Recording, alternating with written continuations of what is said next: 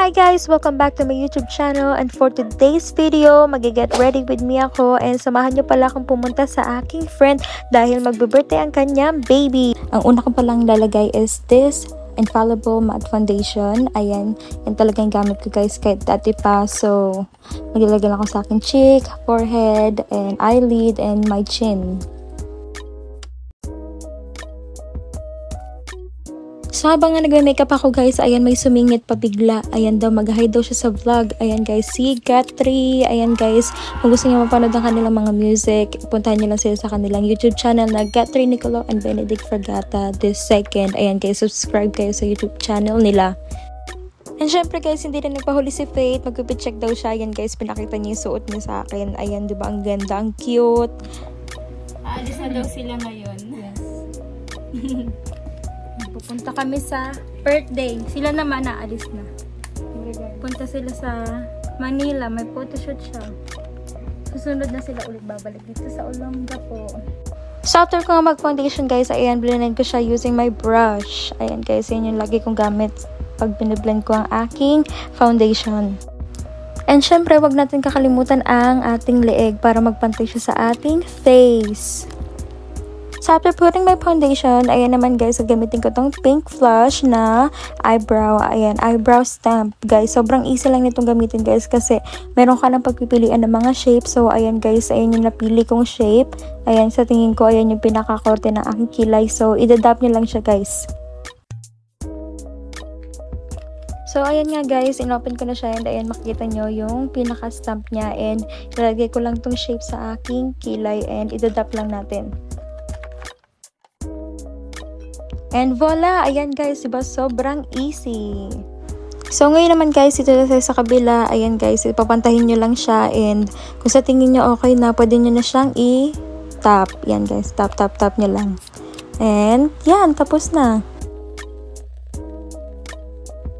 So, after natin magkilay guys, maglalagay naman na tayo ng ating blush. Super favorite ko to guys kasi ang cute ng kanyang pagka-pink. Ayan guys, so konti lang yung nilalagay ko para medyo magkakulay lang ang ating face, hindi mukhang maputla.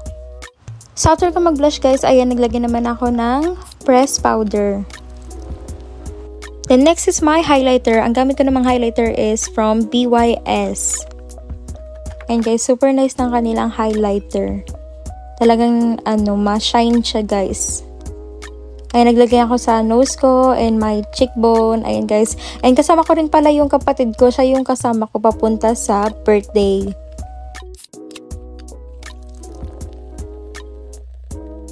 To finish my look, ayan guys, naglagay na ako ng aking lipstick. Ayan guys, isa rin sa favorite ko na lipstick guys. Kasi sobrang lang niya, simple.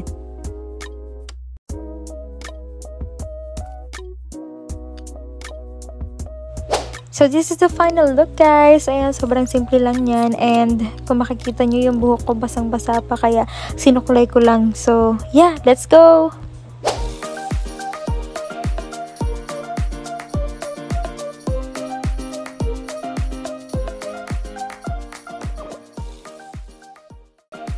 So, ngayon guys, sakasakay naman sa tricycle. And papunta na kami. And nakabili na rin ako ng regalo.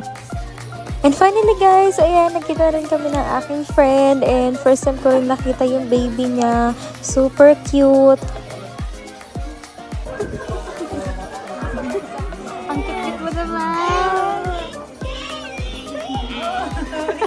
So after nga namin magkwentuhan guys, ayan, kumain na rin kami and ang dami rin pala nilang handa guys. Meron silang Shanghai, caldereta, spaghetti, pansit, fried chicken, and lechon.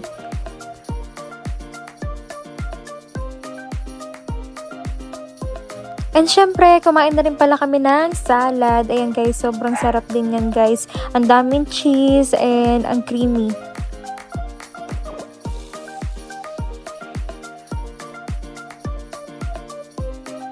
After nga namin kumain guys, ayan, nakapaglaro muna ako sa baby niya. And tignan nyo naman yung ponytails ko, hawak-hawak niya pa.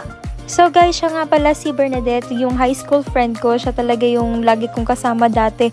And sobrang dapit lang din kasi ng bahay nila noon sa amin. Block 9 and kami naman is Block 8. So mga bandang alas 7 na pala yan guys, kaya sinabi ko na rin sa kaibigan ko na uuwi na rin kami. Pero sabi niya wait lang, magbibigay daw siya. Kaya nagulat ako nung paglabas niya, ang dami niya binalot. Sabi niya surprise, may pa-cake pa, may barbecue pa, ayan, may Shanghai and spaghetti. Kaya tuloy naalala ko yung kinakanta nila Benedict dito sa bahay, yung kaiskasta, yung wag ka nang mahiyang magbalot, wow! So bago nga pala kami umalis guys, ayan sinubukan ko muna kargahin yung baby niya. Hindi ko pala in-expect guys na mabigat pala yung baby niya, kaya medyo nahirapan na akong buhatin. Kaya yung kaibigan ko natawa na lang, hindi daw talaga ako marunong magbuhat. Kaya ayan, babalik ko na lang yung baby niya. And finally guys, pauwi na rin kami and sobrang saya ko kasi nakita ko ulit yung friend ko and yung baby niya. And dito na rin pala katapos ang aking vlog. Don't forget to like, share, and subscribe and click the notification bell for more updates. Mwah!